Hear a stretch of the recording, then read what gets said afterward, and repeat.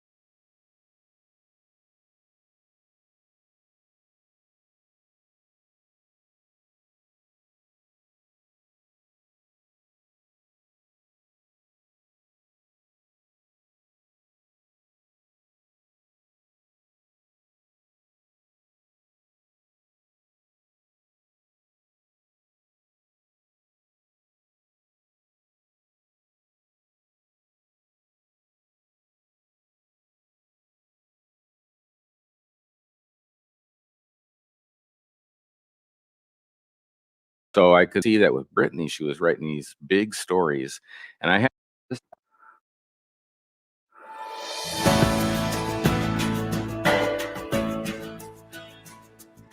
Hello, and welcome to the Writers and Illustrators of the Future podcast. This is John Goodwin, your host. This podcast is dedicated to the aspiring writer or artist and will provide inspiration and tips from top professionals in the field, along with contest winners and a few surprise guests. Today, we are actually at the first day of the Writers of the Future Awards Week here in Hollywood at the Roosevelt Hotel. And I'm interviewing right now Wulf Moon and Brittany Rainsdon. Wulf Moon, some of you remember from Writers of the Future Volume 35, who won with his story Super Duper Moon Girl and the Amazing Moon Dawdler. He's a fantasy and SF writer, voice actor, editor, and artist. Brittany Rainsdon, was published originally in Deep Magic, and she's a finalist in Volume 37 with her story Half-Breed. And then she immediately turned around and became a winner for Volume 38 with her story The Last Dying Season. Today's podcast has a very special message, and I'm going to define a term for you, mentoring. Macmillan defines it as an experienced person who helps someone who has less experience, especially in their job. Webster's defines it as a trusted counselor or guide, a tutor or coach. Mentor actually came from the friend of Odysseus, also known as Ulysses, who was entrusted with the education of Odysseus' son Telemachus. He is the legendary Greek king of Ithaca and the hero of Homer's epic poem, The Odyssey.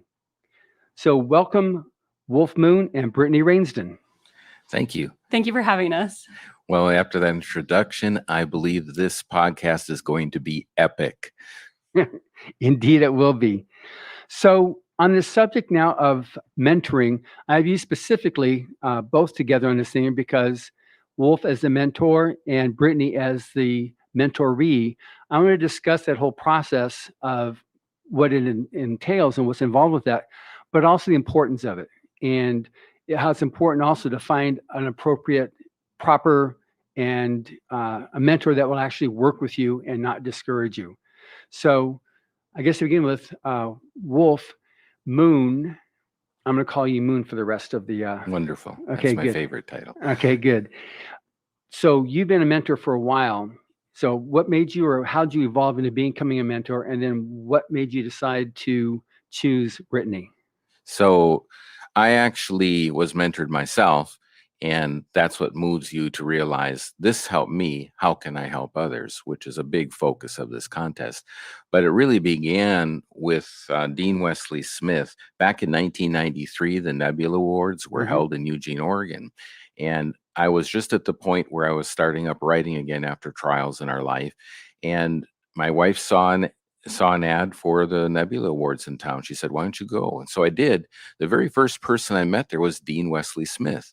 And he asked me, he said, "I see you're from Eugene." And he was really surprised because he didn't know me. He says, "Have you written anything?" I said, "Yes." And he said, "What?" And I said, "Well, I wrote the story that won the Scholastic Art and Writing Awards back in high school when I was 15, and it was published in Science World." And he said, "How many issues did that sell?" And I said, 500,000 per copy. And you were paid for that? I said, "Yes, I was paid above the pro rates even today for that." He goes, "You're a published writer." And then for the rest of the convention, he introduced me to Tim Powers, Gene Wolfe, all of these people that were like, "Oh my goodness, what am I doing here?" He was going up saying, "Have you met Wulf Moon? He's a published writer. Have you met Wulf Moon? He's a published writer." And by the end of that convention, because of what Dean did for me, I realized I had done something special. I didn't think this was a big thing, but Dean considered it a big thing. And that's what a mentor does, is he saw a fledgling writer that needed some encouragement and help to keep going. He introduced me to the Wordos writing group. There I met Jerry Oltian, who also was a friend and mentor. And that just continued to grow. Eventually, I sold a story to Dean. Dean and Chris Rush would have me out to their house on the coast. I got to meet K.W. Jeter at different meals that they would have, and they'd always invite me over. And oh, by the way, just in case you didn't know, Dean and Chris was the very first, I guess, romance from Writers of the Future, from the very first workshop in Taos, New Mexico. That's where Dean met Chris and they started their relationship then, and they got married. So that was the very first Writers of the Future relationship. Yes, that was a wonderful one. Yeah. And he was the first person to walk across the Writers of the Future That's stage right. as well. That's So- right. In volume one. So I That's knew right. a lot about Writers of the Future from Dean and Chris and the Wordless Workshop. So there's where that foundation of it all began. And then as time went on, I actually won the contest. And then I looked and said, well, how can I help other people win? And so at that time, there wasn't the Writers of the Future online workshop. It didn't exist yet. Right. And so I just looked and said, well, how can I help these others who with a little bit of guidance could probably win too? I knew there were good writers there. I'd been in the Writers of the Future forum. And so I set up a thread called Wulf Moon Super Secrets.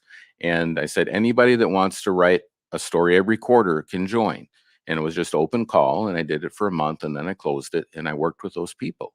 And so in that first year, I had a bunch of people join. The next year, I had even more join, like 17 people join. And that was the year you joined. No, I was there the first year. Oh, you're the first year. Okay, First year. let's I was get there this the first straight. year. Yes, yeah. And so you can go ahead and say how we met, which is very interesting. Oh, so we met during volume 35. Mhm. Then one of the forum members had put up a challenge to submit every quarter, and I was still pretty new to the contest. I think I'd only submitted 3 entries before then. Maybe 4, but I was like, okay, well, I was able to do that all last year. Of course, I will try that again, and I will try to write a news story, because I had heard some of these guys, and I'm sure it was probably you, say, try to submit a news story every quarter. And so I decided to do that. Well, after the first quarter, I found out I was pregnant, and and I was like, well, that's okay. I can still do this. But what ended up happening is the last quarter, I couldn't really focus, because that's my due date. My baby ended up coming late on September 24th, which the deadline is the 30th, just a week before the deadline. And but I hadn't been able to work on my story. I hadn't been able to focus on it, but I went on the forum, and I was like, guys, I really want to make this, And so they're like, it's okay, you're having a baby, but I really did still want to make it. So I ended up taking my laptop with me to the hospital, because I was like, well, if there is the off chance I have time. So I ended up writing most of that story in the hospital after delivering my baby. I don't know if it's the flood of endorphins or whatever, but I couldn't go to sleep, and I was like, okay, I am going to meet my goal. And so, and then I got home. I had written everything but the last scene. Hard, transitioning to home with a new baby and everything. My husband agreed one night to watch the kids so that I could finish. And so the last day of the contest, I was able to submit just barely. No time for critiques, no time for anything. But I had, talked with some of these on the forum, and Wulf knew about this, and so he ended up reaching out to me and was like, hey. Yeah. So at that point, I talked to you and said, John, you got to get this story, because she wrote a finalist while just about delivering a baby in the hospital. That's a blog on risethefuture.com, the blog there. It's amazing. Yeah. Yeah. And then I asked Brittany, let me take a look, because she made finalists, but she didn't win. And I said, well, let me take a look at your finalists and let's see what's going on with it. So she sent it to me, and I looked it over, and I could see the thing that would have probably held it back, and that's because I won the contest. And by that time, I was actually acting as an editor at Future Science Fiction Digest, doing podcasts and reading stories for them. So I said, well, Brittany, I said, there's this one issue that you have. You're a great writer, and she's a very evocative writer, but the big thing she was doing was, she had this tendency of, she'd start out, if it was science fiction, you'd think you were reading a science fiction story. And then by the end, she would do a fantasy ending. If she promised a fantasy story in the beginning, by the end, it would turn out to be science fiction. And I said, you make a promise in the opening of your story to the reader, a genre promise, actually. And so to swap it out at the end is actually kind of a miscue, and it's not expected. So really pick one or the other. Don't do both. Pick one or the other, focus on that, and deliver on your promise by the end. So you can add to that, but that was the counsel. I worked with you on that story and several others, because it took her a while for her to understand the lesson. So yeah, well, and there were a number of other things. The good thing about, I think, having a mentor is that dialogue that you can have a little bit. And, Wulf has read almost every piece I submitted to Writers of the Future. He has read at least the beginning or the whole story. And, through that process, I learned a lot. So on one of these stories, because she was writing very big stories. They're all very big. And I had that issue too. That's why I wasn't winning the contest. I tried winning for 25 years before I finally won. But I got several messages from the judges to write, I was doing 17,000 word stories. I was a novelist trying to write short stories, and I had to rethink what a short story was. So I could see that with Brittany, she was writing these big stories. And I have this exercise I developed for myself to win a very tight flash fiction contest. It had 30,000 entries for the year. And I designed this exercise to teach myself to write tighter and more concise. And I did that exercise through that whole year, and I won out of 30,000 entries for the year. I won grand prize, and I had another story in that top 10. So I know this exercise works, and it's called Kill Your Darlings. And so that's what I titled it. And then I told Brittany, for 1 month, I would like you to do 5 of these Kill Your Darlings exercise, which is a lot. They're hard. They're reduction, but they're also trying to find the heart of your story, the beating heart. And then you build up after you found that. And so I told Brittany, do 5 of these in 1 month, and your writing will change. And she actually listened to me and did it. Not everybody listened. I did. And so what happened? One of those stories, go ahead. So one of those stories was, because I've been a finalist 4 times in this contest, ended up, first of all, being a finalist again here, also didn't win. But I sent it over to Deep Magic. And I got to say something there too. Oh, say so. Yeah. So she didn't send it anywhere first. She was only entering Writers of the Future. All right. This is true. So this was something I discovered that a lot of people in the forum are only sending to the contest. And that's good, but it's not the only market out there. Right. It's the #1 market, and you should be, there's no one else that will reward you more as a new writer than Writers of the Future. So you better have something in there every quarter.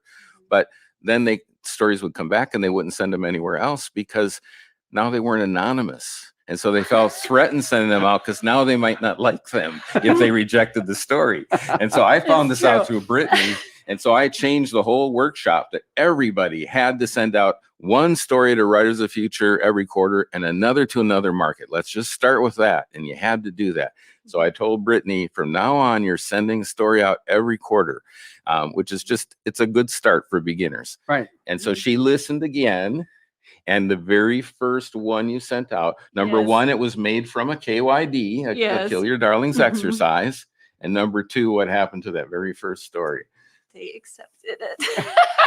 And where was that at? It was at Deep Magic. And then and the title of it? Oh, the title of it is Perfectly Painted Lies. And that was printed in the spring issue this year. And it was actually reprinted along with one of Wulf's stories, a lot of wonderful stories, in their Best of anthology for Volume 2. That's awesome. Congratulations on that. Thank you. And I have to tell you, Deep Magic, through that period that they chose the stories from, they published Terry Brooks, Ken Liu, who was also a winner of this contest, Michael Sullivan. We've got Jeff Wheeler, of course, Charlie Holmberg. These are all best-selling authors. And so out of that selection, Brittany, the first story she sent out, not only got published in Deep Magic, but she also got chosen out of all of these great writers to be in their best of Deep Magic anthology too. And it was nice because as her mentor, I was there too. So that's always nice when the mentor gets to also be there with you and you get to share the table of contents together. That's an important thing. So, but that's an amazing thing that she hadn't been sending any of them out, and she had gold sitting there. Yeah. And so that's a thing to encourage all of the podcast listeners that really don't sit on those stories. Send them out. So go ahead. Okay, you don't have to go ahead. We'll let John go ahead. Okay, so now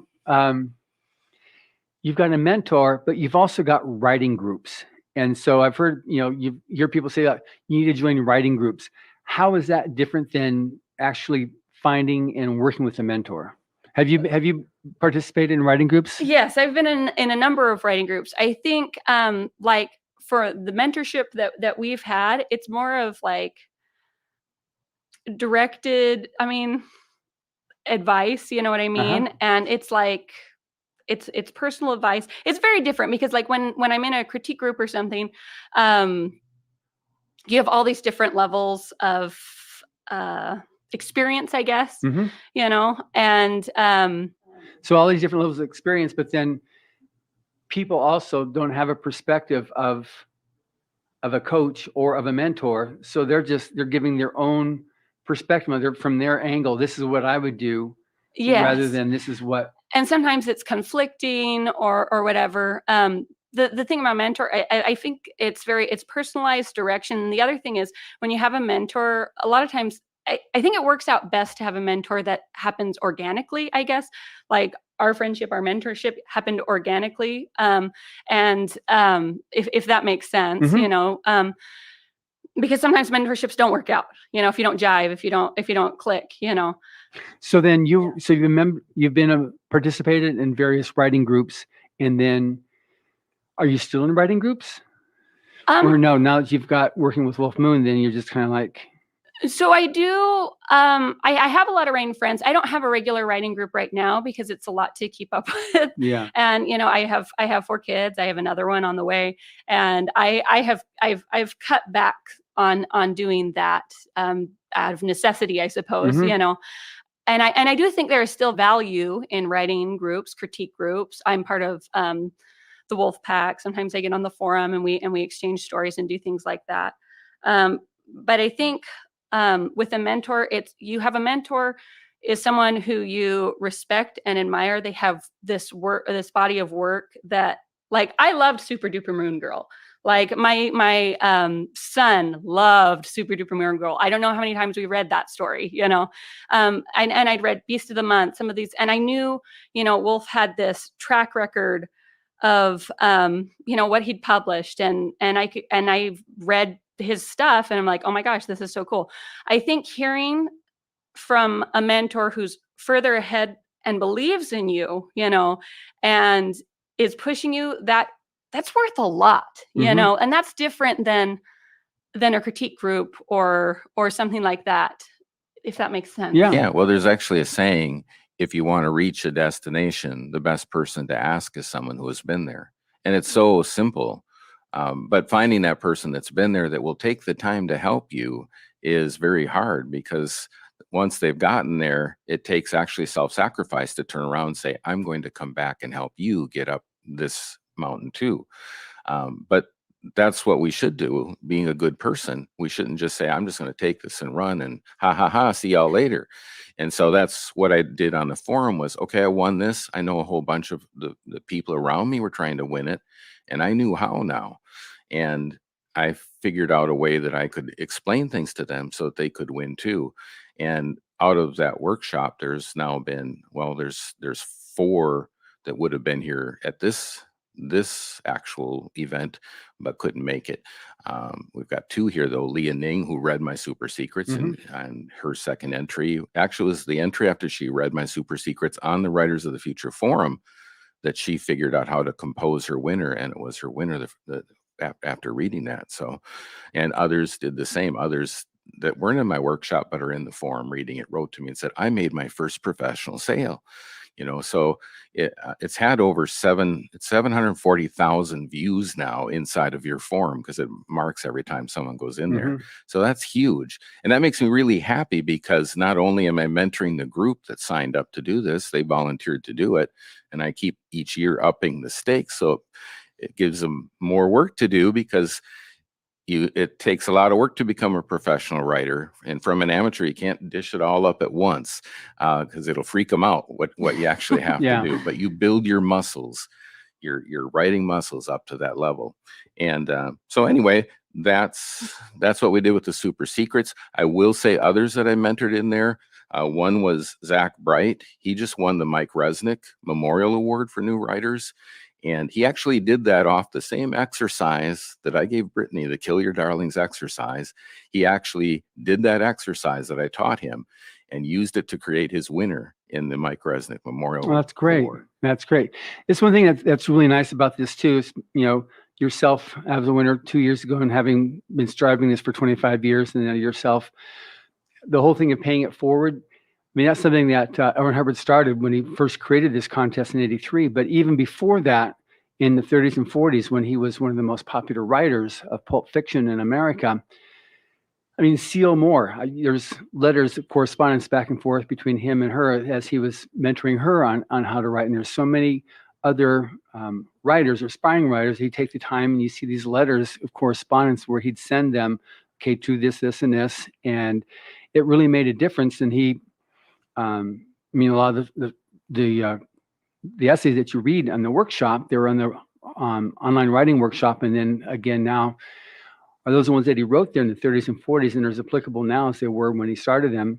And that's why A.J. Budrus, Aldous Budrus, the first coordinating judge, I mean, he had great stories to tell when he, first saw L. Ron Hubbard at a convention. I think it was in Chicago. He said everybody was there just mingling around. Then all of a sudden, this hush took over the whole conference room. And he said, "He's here." And it was just, I mean, the way he told the story was great. When L. Ron Hubbard came in and spoke to him at the conference there. But that was his whole thing, was to help do that, to help pay it forward. And that's what this contest has now grown to such humongous proportions, with entries now from over 175 countries. And like I think you commented earlier, there's there's thousands of entries every quarter that comes in now because it's so big. And so when a person actually wins Writers of the Future, it's like you're in the upper 1 percentile of writers, and so the amount of respect that the contest has now, because of all the judges are the ones, I have no clue, it's just, I will be administrator, support, but the judges are the ones that picked you and said that you're worthy, and they picked you and said you're worthy. And so it's important that people really get the value of this and what mentoring is, and being able to pay it forward. And the people that will go back to help someone else is just really, you don't see it a whole lot, unfortunately, in general. You see it, definitely in the science fiction and fantasy community. I mean, witness all of our judges, that's what they're doing. But then our winners too, and we'll have several more winners here later this week from past years coming in wanting to give their support and help as much as possible. Yeah. Well, the contest is actually, even though L. Ron Hubbard's gone, it's still mentoring a whole new generation of writers.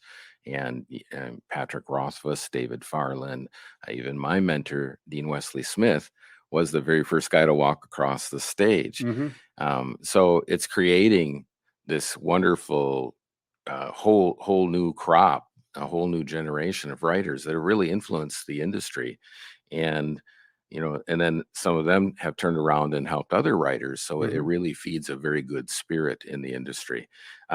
Dean, one of the things when I would share my writing with him, and he actually published my next professional story in Star Trek Strange New Worlds 2, Seventh Heaven, that was called A Borg Love Story. What could be sweeter? And it worked. I did it. But I always challenge myself when I'm writing, and I always challenge my students to think outside the box, because that's the story that's going to sell. But Dean worked with me on what was third person close or third person intimate point of view, because new writers tend to do omniscient, and it's distant. And so he talked about, get right into that person's head and don't leave it. And so that was his advice to me. And I've always worked on that. And now I work with the people I'm mentoring on that very thing. How can you, instead of being distant and have this distant camera view, why not just stick it right on their forehead, and everything you see and experiences through that character, and it becomes much more visceral, because you start walking in their body. You actually kind of inhabit them with that third person close or third person intimate point of view. And so I really work on people with that. I worked on that with you too. Absolutely, yes. And it makes for stronger writing. Not that you aren't already a strong writer, but that's what a mentor does. They look and say, here's how we could do it even. You're already good. How can we make it better? So anyway, if you wanted to add to that. Well, so you were talking a little bit about, how your mentor, some of the things you learned from him. I think one of the biggest things I've learned from Wulf is to believe. When he came home from Writers of the Future, I don't know, about 2 years ago, sometime after that, he told me to write on a sticky note that belief becomes reality, and put that in where my writing space is, which I share with, children, and it wanders off at some point. I think sometimes it's really hard to believe, that I mean, there's thousands of people who enter this contest. The odds, if it was drawing it out of a hat, are, so small, if that's how it really worked. And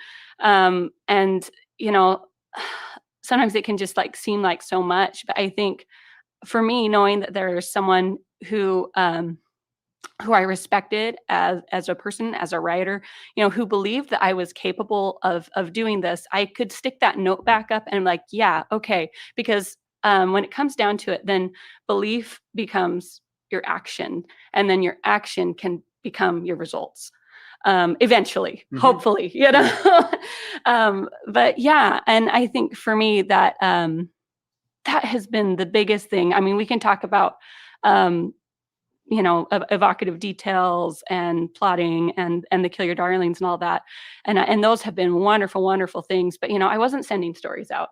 I wasn't. There was a lot that I wasn't doing, because sometimes that just, you're insecure when you're a new writer. Sometimes. Yeah. I mean, honestly. For sure. And yeah. Anyway. So thank you for that. You're so most welcome. much. What's funny about that saying, you're not the only person I've told that to, but it's really important. You really, and that's what's nice with the certificates from this contest, is it starts you on that path to believing. And then once you get here, you'll need more belief. And so this contest really helps you to believe in the power of what you're capable of doing. But when you're new, you're very scared because you keep getting rejections. And it's because you haven't reached a level of professionalism yet where that story will meet the standards that a professional magazine needs to be able to publish it. So that's the issue with new writers, and a mentor can help you keep scaling up so you level up. But that saying, so people that read the secrets on the forum, they'll write to me, and there was a teenager in high school that wrote to me and said, "Hey, I really like those, and I'd like to be a writer one day too, and I liked your super duper moon growth story." I said, "Okay, put this on your writing monitor. Belief becomes reality, or belief determines reality." I said, "And keep believing that you will be a writer." Well, in time, he used me for an essay and some things like that, and then we kind of faded away. And the other day, my Facebook post popped up with him on it when we were first talking, and he wrote to me right away, and he said, "I saw that saying." He said, "I've kept that on my monitor all this time." He said, "I want you to know, in just 2 years, I've become a professional writer. I sold a story to Daily Science Fiction, and I think another one to one of the Escape Pod programs." And he said, that saying, he said, "I would have never thought I would be here today." But he said it was because of that saying, that same one that you say, that he believed that he could do it. He said, because of some personal attention. And really, that's what mentors do. They help you see your potential. They help you figure it out. And they also know kindly what you need to change in order to get there. And so if they're nice about it, they won't tear you down. They'll actually build you up and show you a pathway so that you can get up to that next level. Good. Now, you made mention earlier, Brittany, about the organic discovery of a mentor. So we got people listening to this from all over the world. How does one trip over an organic mentor? Well, I feel very fortunate of how that worked out, that Wulf kind of took notice of me. But I think engaging in like the Writers of the Future Forum, if I hadn't engaged with people, we would have never met. You need to be available, present, I guess. And I think opportunities present themselves if you are present, if that makes sense. Yeah. Well, they're saying when the student is ready, the teacher will appear, but the teacher will only know that you're there if you're actually there. Visible. Yeah. So the Writers of the Future Forum, like for me to get Dean as my mentor, I actually had to make the step to go to the Nebula Awards and meet people who are very high-end writers. These are all people that won Nebulas, Hugos, Stokers. They were all there. Tim Powers was there, my hero, Yeah. And here he was. And so you have to be able to, I guess, extend yourself, even though it's scary. Go to Superstars. I encouraged a whole bunch of people in the forum to go to Superstars. About 4 went. Leah Ning was one. Some others went as well. One of them won Writers of the Future and will be here next year. So you have to actually be kind of looking, Right. and then yes, if you're trying and somebody sees that, they might say, I'm going to help you get to that next spot. So good people do that. They turn around and help that person, give them a leg up. So that's the whole spirit behind this contest. That's what all the judges are doing with the winners. But before you become a winner, there's also other people that are turning around trying to help you there too. And one thing about writing groups, so a lot of writing groups are people all at the same level. And so they can help you because they're all learning together. So that's one way to level up, is just as a group to keep studying, working hard. And the more you write, the better you're going to get. And you'll actually be able to help one another. But a lot of times it's all the same people with similar issues that can't see them to help you figure out how to level up.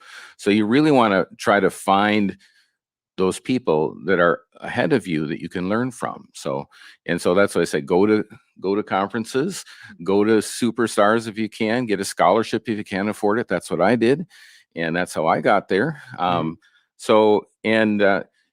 if none of that's available, one of my mentors was Ray Bradbury. I've never met him, but I read him all the time and I study how he writes. And that to me is from a kid where I learned how to write evocative writing, because nobody was better at poetic prose than Ray Bradbury. So even if you can't afford it or find it, there are other ways that you can study these great writers that you really appreciate, and they'll help you advance. That's good. Now, is there such a thing, like, can you Google writing mentors and have even a modicum of success? Or is that just kind of like you just hit and miss on that way versus going and searching them out and just becoming part of whatever they're participating in? So the reason I say or organically or whatever sometimes works out is because, I don't know, then you kind of click sometimes. I've had some friends who have maybe like won PitMat or different things, and they won a mentorship, but it didn't really mesh. Sometimes when it doesn't organically happen, then it's harder to it just doesn't mesh. I don't know how else to say that, but like. Well, here's the other way that you can do it. Yeah. And that is to take writing courses by different writers and figure out, do they write the way you like? Do you like what they're teaching? And many writers will also do, some of them will do editing. And so like for my editing clients, so some actually pay me to edit their manuscripts, and I become the writing coach then. So that's another way that you can get it. If you can afford it, you can actually hire somebody, and if they're good, they won't just take your money and scratch on the page. They'll actually help you make a better story that you can keep learning from. And then like for my clients, I actually help them find markets to send their stories to. So like in the case of Zach Bright, he was just in the Super Secrets workshop, but I helped them find that market, the Mike Resnick Award. And then I kept on the group, so to make sure that they were going to enter something in it. I asked who qualifies in this group, because you have to be a new writer with nothing published. And then as a good mentor, I said, hey, have you got a story in? Are you getting one in? Let's do this, So I had a client, actually Elizabeth Chatsworth, who had me edit the opening of her novel, which went on to be a #1 steampunk bestseller. And after I read what she had written, I said, are you entering Writers of the Future? She said, no. I said, why on earth are you not entering? All this can do is help your debut novel by winning Writers of the Future. And she said, okay, I'll think about it. She's a very, very nice British woman. And I'll think about it. And then I followed up with her as the quarter was ending. And I said, so Elizabeth, how's your entry coming into Writers of the Future? I haven't done it. I said, Elizabeth, this is crazy. You are a great writer. Write a story. I said, take a chapter out of your novel if you have to and make a short story out of it and send it in. Well, so because I did that and stayed on her, she did. Well, she won Writers of the Future. So it's a great story. I read both her short story as well as a novel, both. Excellent. And it came out. It was great. It was the same thing that Patrick Rothfuss did. He had someone tell him to submit to Writers of the Future because he'd been shopping around his novel for quite some time to no avail. And someone said, "Have you heard of Writers of the Future?" He hadn't, so I said, "Be sure to enter, the contest." So he took one of the chapters, the Road to Levanshire, and turned that into a short story, like I said, the Road to Levanshire, and he won the contest with that, just like what Elizabeth did. I mean, I think had she sold her novel by the time she won? She had sold it, but she hadn't published it yet, and the publisher was working with her still on it to get it up to the level that she wanted it to be. So, and David Farland, who's the contest judge, actually sent her to me to help her with that opening that they really wanted to nail down. So I did. But then when I saw her writing, I was like, oh my goodness, Yeah. Why aren't you submitting? You can, and you still have a chance, before your novel gets published. And she listened finally, but it took following up because people have insecurities, and you just have to kind of keep helping them past that. So that's that belief determines reality thing. You got to believe. And if you don't believe in yourself, a good mentor is going to help you believe just by saying, you're a good writer. Yeah. Send your story out. And that's also the value just of Writers of the Future with the honorable mentions. That was, Brandon Sanderson, he said he'd submitted several novels and he was just building up a little bit of, insecurity was going more and more and more as he wasn't selling. And then he got his honorable mention.